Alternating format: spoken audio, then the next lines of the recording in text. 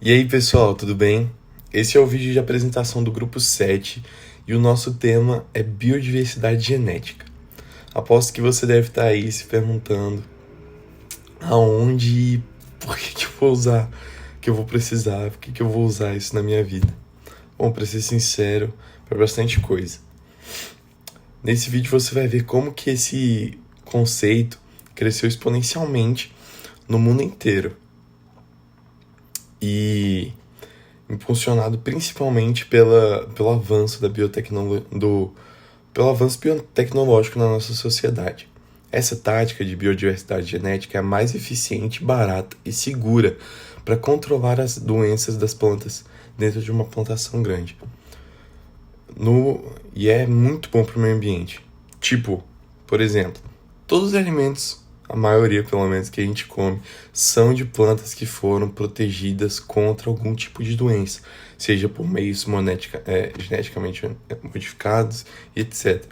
Usando essa resistência genética que fazem por meio da biotecnologia. Para quem trabalha na agricultura ou lida com ela, a resistência genética é a melhor medida de controle, porque não precisa fazer nada durante o ciclo das plantas, sabe?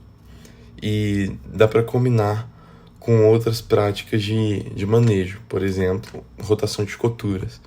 E muitas vezes é suficiente para controlar uma doença só de uma vez. Só que os cientistas que estudam esse melhoramento de plantas e doenças enfrentam um grande problema, que é manter essa resistência genética de forma duradoura. Às vezes, as novas raças de patógenos, de doenças, de pragas aparecem e quebram ou reduzem essa resistência genética, fazendo com que as plantas percam ela de vez. Aí complica. Porque algumas situações isso atrapalha completamente a criação de novas plantas, de plantas mais produtivas e que rendem mais para o consumidor. Imagina só o esforço do pessoal trabalhando lá várias horas para melhorar as plantas que têm sido direcionadas para substituir as plantas que já perderam essa resistência. Um trabalhão, né? Então, ficou curioso de como que isso funciona de verdade? Fica aí que ainda não acabou e a gente só tá começando. Fica com a gente e obrigado. Vamos pro próximo vídeo, pra próxima parte. Agora ele vai falar de variabilidade de patogênios versus a durabilidade. Podemos dizer que a resistência de plantas a patogênios pode ser detectada através de dois tipos de resposta do hospedeiro: resistência ao estabelecimento do parasita ao restringir o sítio e o processo de infecção, e a resistência à colonização e ao crescimento do parasita após a infecção. A resistência ao estabelecimento da infecção é designada por vários termos como hipersensibilidade, resistência específica, resistência não uniforme, resistência vertical ou resistência de genes maiores. Resistência à colonização e ao crescimento subsequente à infecção é uma resposta do hospedeiro normalmente denominada de resistência de campo, resistência generalizada, resistência uniforme, resistência não específica, resistência horizontal, resistência multigênica, resistência poligênica e, por fim, resistência de genes menores. Essa forma de resistência é algumas vezes erroneamente referida como tolerância. A resistência vertical específica é de alta eficiência contra algumas raças de um patogênio e ineficiente contra outras raças. É reconhecido que esse tipo de resistência está normalmente associado à possibilidade de quebra pelo surgimento de novas raças e que o patogênio normalmente precisa de uma única alteração genética para vencer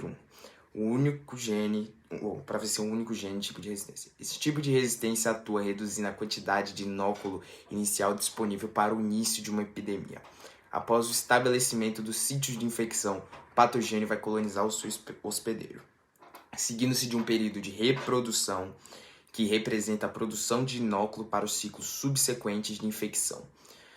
Diversos mecanismos de resistência podem atuar após o estabelecimento dos sítios de infecção e de todos, em geral, restringem a extensão com que o patogênio pode colonizar o tecido hospedeiro e a produção de inóculo pelo patogênio para os ciclos de infecção subsequentes dentro de um mesmo ciclo da cultura. Essa forma de resistência está normalmente associada à ideia de estabilidade devido a alguns autores, à sua natureza poligênica, uma vez que, teoricamente, diferentes mudanças genéticas são necessárias para o patogênio vencer essa resistência. A perda desse tipo de resistência ocorre de forma gradual e raramente seria total. A tendência de se associar apenas à resistência horizontal à ideia de resistência durável, o que não é necessariamente verdadeiro, uma vez que a resistência vertical também pode ser durável.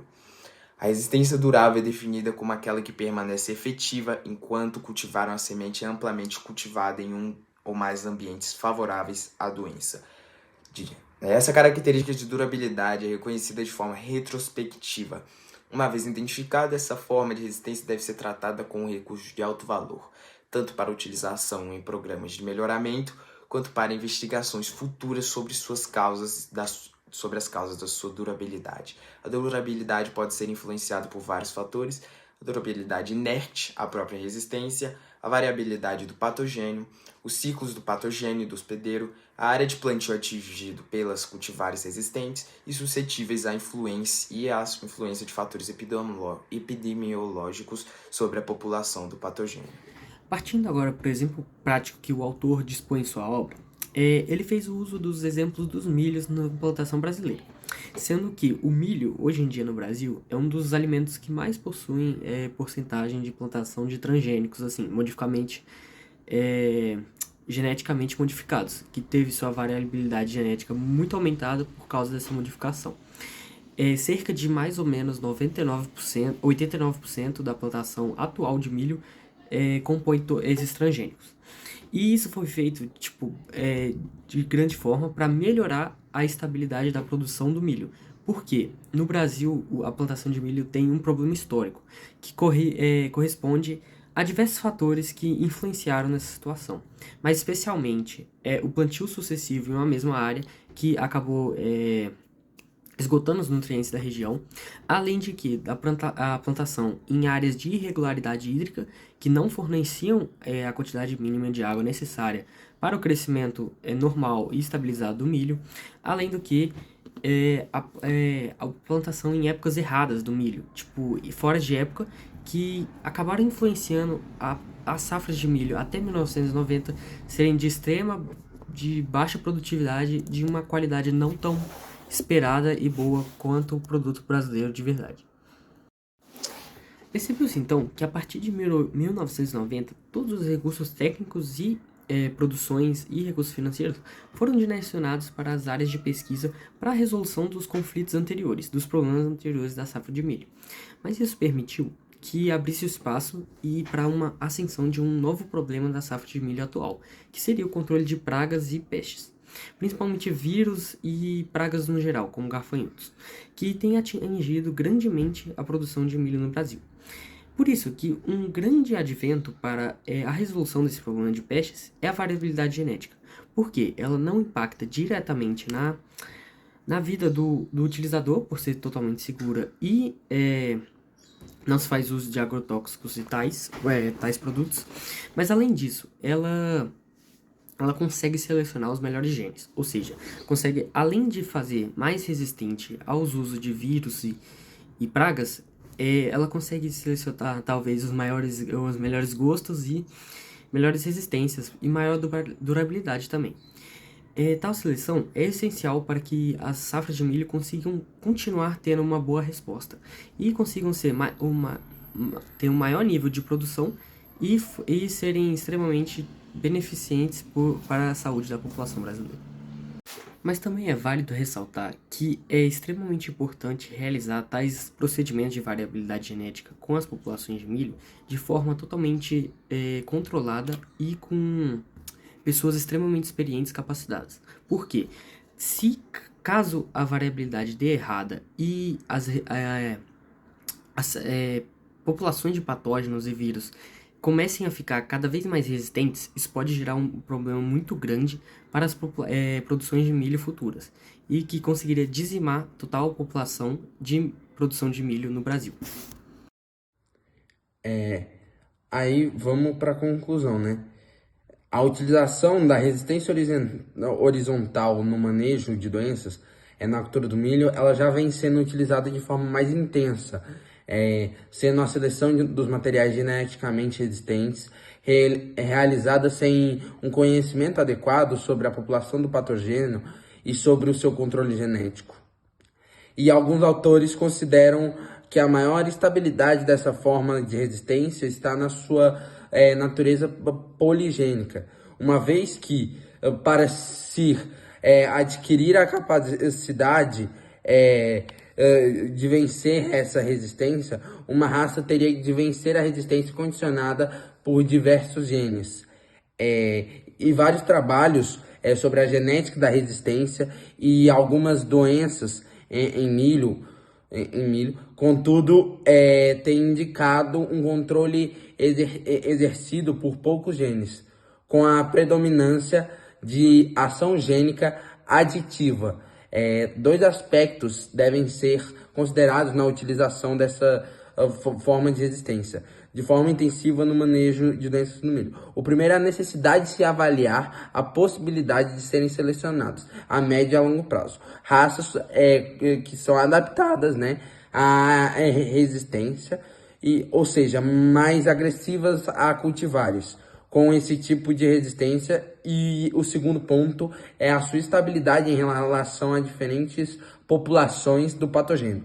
Ou seja, a possibilidade de que pelo menos parte dessa resistência seja do tipo vertical incompleta.